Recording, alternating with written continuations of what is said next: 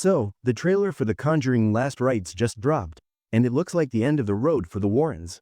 The stakes are sky high, the past is catching up, and the evil they were too scared to face before is back. But if you're just now jumping into the Conjuring universe, or even a longtime fan trying to make sense of it all, it can get overwhelming. Prequels, spin-offs, cursed dolls, haunted nuns, and somehow, it all connects. So, I figured, let's break it all down. Starting today, I'm kicking off a brand new series on this channel. Every movie in the Conjuring universe, fully explained, in chronological order, leading all the way up to Last Rites. And where better to begin than with the demon that started it all? Before Annabelle, before The Conjuring, there was the Nun. Set in 1952, this is the origin of Valak, the demonic force that would later torment the Warrens. Now, I'll be honest, the Nun is divisive. Some love its gothic vibes, others think it's all fog and jump scares. But hidden in all that atmosphere is the seed of everything that's to come, the church's secrets, the cursed bloodlines, and Valak's first step into our world. So if that sounds like your thing, hit like, subscribe if you haven't already, and let's dive into the film that truly started it all. We open in the dark woods of Romania, at a crumbling old abbey, called a monastery. Two nuns walk a cold hallway, one clutching a key, and the other, clutching her rosary in fear. They stop at a door that says, "God ends here." Whatever's behind it isn't just evil, it's something worse. The elder nun goes inside, and moments later, she's screaming. She throws the key to the younger nun and begs her to protect it, then is violently dragged back inside. The young nun flees, but realizing she can't escape what's coming, she takes her own life. And through the window, the first chilling glimpse of the evil nun watching. The next day, a man named Frenchie, who delivers supplies to the monastery, discovers her hanging body. But here's the strange part. Her corpse is completely rotten, but the blood's still wet. The church takes this seriously. The Vatican summons Father Burke, a priest with experience in paranormal cases, and pairs him with a young novice, Sister Irene, who hasn't taken her final vows. Together, they arrive in Romania and meet Frenchie, who's been having disturbing dreams ever since the discovery. And Frenchie's great because he reacts like any normal person would. He's sarcastic, skeptical, and wants nothing to do with any of this. But he agrees to take them to the Abbey. And this place? Straight up nightmare fuel. The sky's always gray, crucifixes line the paths, there's an ancient graveyard right on the grounds. And most disturbing of all, the silence. It's like the air itself is warning them to leave. The village nearby won't even speak of the monastery. Frenchie says it's like the place doesn't exist. But something very real, and very old, is buried here. And it's been waiting for a way out. They arrive at the castle, and Burke asks Frenchie where the body is. Frenchie leads them to the ice house, a cold, dark cellar. But before Burke can approach the body, Frenchie stops him. He swears he left it lying flat, not sitting upright like it is now. Burke moves in closer and notices a key in its hand. He takes it, pocketing it for later. They give the nun a proper burial and then make their way back toward the castle. At the entrance, they spot something strange. Blood, still wet, even though days have passed. They step inside, and the atmosphere shifts immediately. It's not loud or chaotic, it's deathly quiet. Every footstep echoes. The air is thick, the walls feel like they're closing in. Candles flicker in corners like they've been burning forever. In the middle of it all sits a lone nun, silent, in a throne-like chair. Burke introduces himself and Sister Irene, explaining the church sent them to investigate a death. But the nun seems completely unaware that anyone has died. Frenchie jumps in, frustrated, recounting how he found the body and how wrong everything felt. But instead of concern, the nun coldly scolds him for burying a body without church approval. Her tone is off, almost like she's hiding something. Burke gently asks to speak with the other sisters, but she shuts him down. The sun is setting, the gates are closing, and the nuns are about to begin their vow of silence until morning. With nothing more to say, they're dismissed. That night, Burke and Irene are shown to their rooms. Frenchie, clearly uneasy, is told to return to the village. But walking alone through foggy graveyards? Never a good idea. As Frenchie heads out, he starts to feel something's off. The air is cold, he hears whispers, and then, a figure. A nun, standing in the shadows. She vanishes, then reappears, dragging a rope behind her. Frenchie follows, only to see a body suddenly hanging from a tree. He stumbles back in shock, and then, she drops on him. Her face is twisted, wrong, This isn't a nun. He bolts, terrified. Whatever's in that abbey, it's not holy. And it's not staying inside. Meanwhile, Burke and Irene finally have a quiet moment. They sit by candlelight, sharing their pasts. Burke opens up about a failed exorcism, a boy who died, and the guilt he still carries. Irene shares her visions, strange ones that have followed her since childhood. One message always stuck. Mary points the way. Later that night, Burke is awoken by an old radio, now mysteriously working. He follows the sound through the halls and out into the graveyard. There, standing in the fog, is the boy from his past. His eyes glow. He opens his mouth, and a snake slithers out.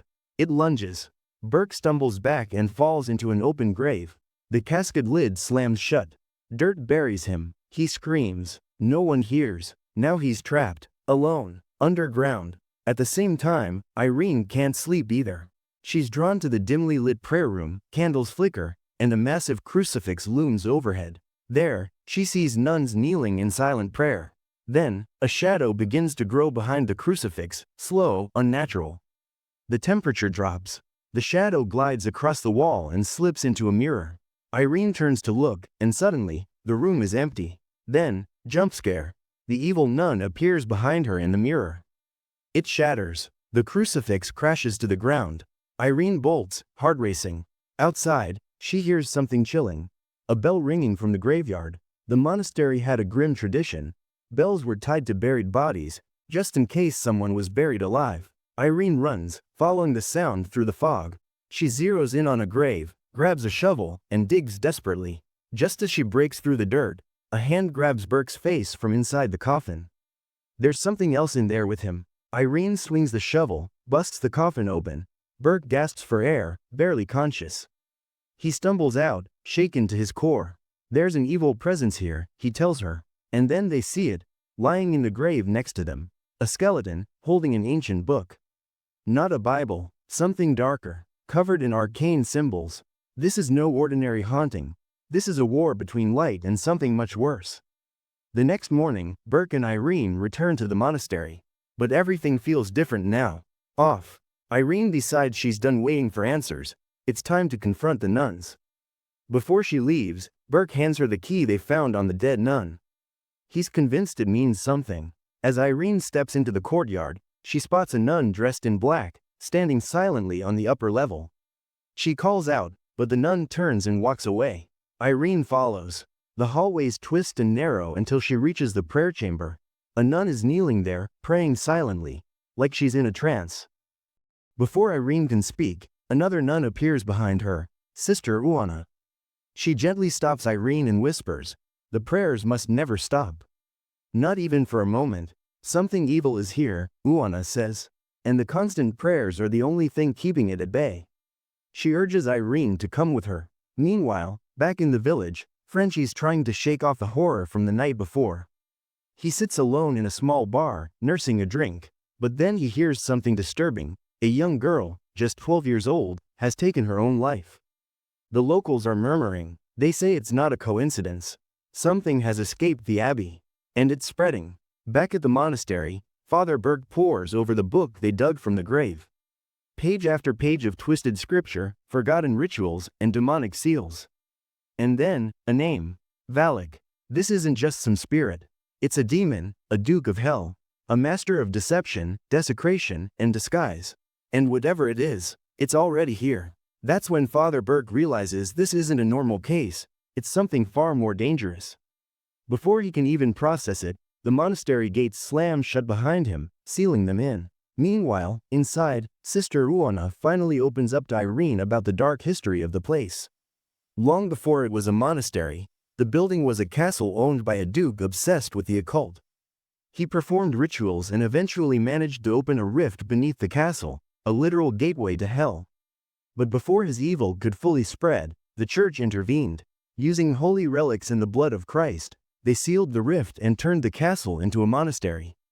Nuns were assigned to keep a constant prayer going, not just as a symbol of faith, but as a barrier, meant to contain whatever evil lurked below. But during the war, bombings damaged the structure, and they fear the rift may have reopened. As Irene listens, she brings up the entity she saw the previous night, the nun-like figure that vanished into the shadows. Uana isn't surprised. She admits they've all felt its presence.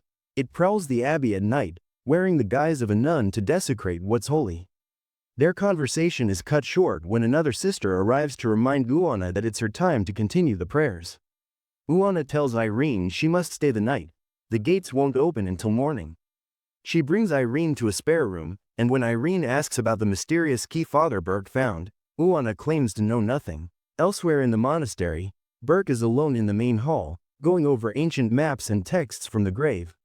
Suddenly, he sees her again, the silent nun who greeted them on their first day, now sitting in the exact same spot like she never moved. Cautiously, Burke approaches and asks about the key.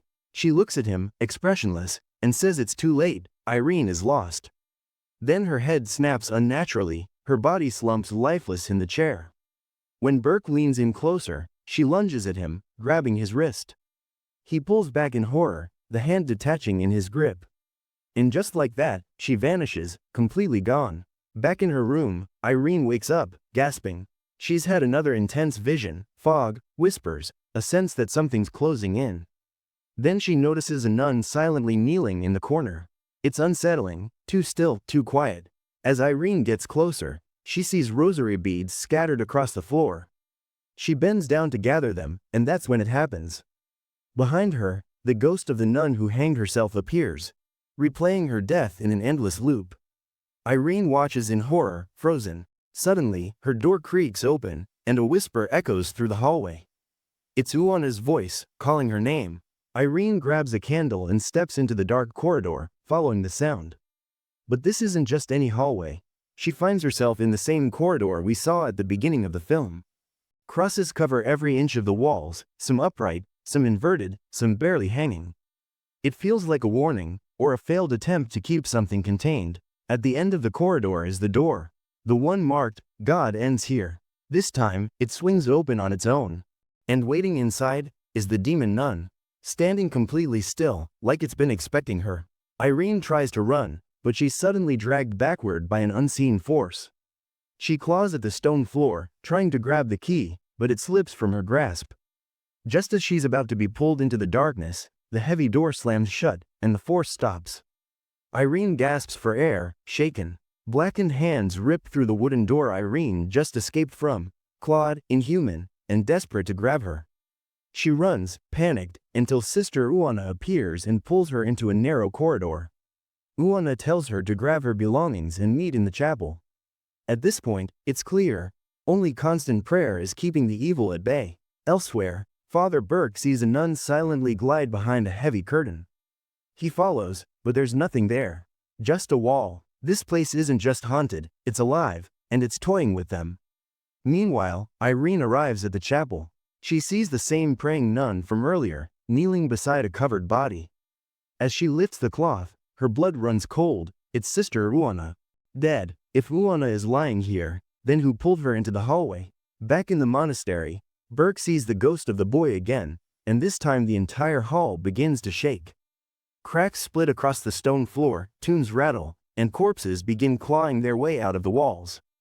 The boy lunges at him once again, snake emerging from his mouth, but Burke breaks free, only to find himself face to face with the evil nun, watching him in silence. In the chapel, a group of nuns now surround Irene, urging her to keep praying. They chant together, their voices pushing back the darkness. And for a moment, it works. But then, with a violent gust, the calm is shattered. The nuns are flung across the room, some crushed, others lifeless. Irene is left alone, still praying, as a symbol begins to burn into her back, Valak's mark. Burke, meanwhile, ends up in the icehouse. He hears a bell, the kind tied to graves, and spots it under the frozen floor. He scrapes away the ice until Sister Victoria's corpse, the same nun who killed herself in the beginning, lunges at him from beneath. He's trapped, but just in time, Frenchie appears and decapitates the creature with an axe, saving him. Irene, shaken but alive, meets them at the chapel doors. She tells them the prayer was working, that they have to continue. But Burke looks past her, into the chapel, confused. Who is praying? He asks. Irene turns, and sees nothing. The chapel is empty, all the nuns are gone. The only body left is Sister Uana, still dead, exactly where she was before. As Irene, Burke, and Frenchie regroup, the corpse of Sister Uana suddenly rises. Her body, now unnaturally decayed, attacks, stabbing Burke in the side with a sharpened cross. Frenchie jumps in to restrain the possessed nun, while Burke tries to perform an exorcism. But the crucifix burns red hot in his hand, searing his flesh. The possessed body erupts in unnatural flames, charging at them, until Frenchie fires the shotgun and blasts it back, finally ending the horror. But the victory feels hollow. The truth dawns on them. The nuns Irene had spoken to, they were never real. Valak created them, illusions. The real Sister Victoria hadn't committed suicide. She sacrificed herself to keep the demon trapped inside the Abbey. Valak needs a living host to escape, and now, it's trying again. Frenchie thinks they've seen enough and wants to leave, but Irene knows they can't. The rift beneath the monastery, the gate to hell, is still open. If they leave now, Valak will find another way out. They have one chance to seal it, and for that, they need the sacred relic said to contain the actual blood of Christ. Before heading deeper, Irene makes a bold decision. She wants to take her final vows. If she's walking into hell, she wants to do it as a full servant of faith.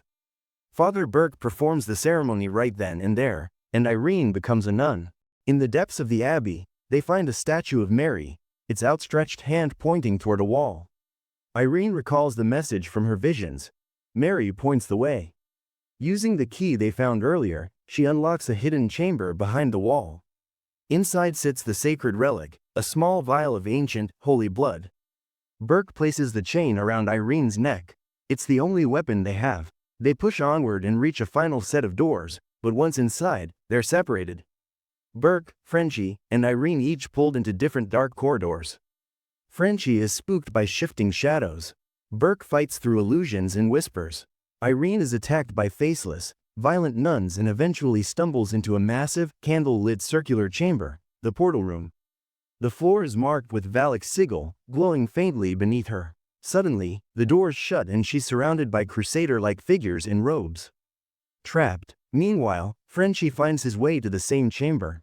He sees Irene on the ground with a bag over her head, motionless, surrounded by the robed figures. He lifts the cloth. Her eyes snap open, black and unnatural. Valak has possessed her. She tells him it's over, that he's failed. But Frenchie stays calm. He reaches for the relic, dips his fingers in the blood of Christ, and smears it across her face. Instantly, Valak is forced out of her body in a shriek of pain, and Irene is freed. But the battle isn't over. The demon appears again, fully formed, shrieking with rage. It grabs Frenchie and lifts him into the air. In the chaos, Irene is thrown into a flooded chamber below, sinking and gasping. Burke arrives, but before he can help, as chaos unfolds, the cursed boy reappears. No illusion this time. He leaps down and the snake slithers from his mouth again, this time wrapping around Father Burke's neck and sinking its fangs into his eye. Burke screams, tearing it away, but he's wounded and fading. Underwater, Irene sees the relic, the vial of Christ's blood, floating. She reaches for it, but Valak rises from the depths like a nightmare, grabbing her and pulling her deeper. Burke tries to help, but an invisible force throws him across the room. Irene is drowning. She lifts the relic, but Valak snatches it and raises her in the air. Just when it seems like all is lost, Irene spits out the blood she had hidden in her mouth. It lands on Valak's face, and that's the turning point. The demon screams, its flesh burning as if set on fire. The chamber shakes violently, the portal beneath cracks open, and the water drains into the abyss, sealing the gateway to hell. It's over. Frenchie dives in and pulls Irene out. She's not breathing, but he performs CPR until she finally gasps for air. She asks his name. Maurice, he says, smiling. Everything seems calm again. The next day, they patch up Burke's wounds, bury what's left of the nuns, and prepare to leave. Irene asks Maurice what he'll do now. He says he's going back to his father's tomato farm. Simple life. He wipes the back of his neck, and there it is. A faint, inverted cross burned into his skin. Cut to a lecture hall years later. Ed and Lorraine Warren are presenting a case. On the screen is a man, tied down, covered in inverted crosses. It's Maurice, possessed, in agony. That's when it all clicks. Valak never died. It found a way out. It possessed Frenchie, and the nightmare was just beginning. In the next video, we're jumping straight into Annabelle creation. The story of how a grieving couple accidentally opened the door to something horrifying, and how that demonic presence found its way into one of the most cursed dolls in cinematic history. So if you enjoyed this video and want to join the journey, hit that subscribe button, turn on the bell so you don't miss the next one, and let me know in the comments, what's your favorite movie in the Conjuring universe so far? This has been Plot Explained. Thanks for watching, and I'll see you in the next one.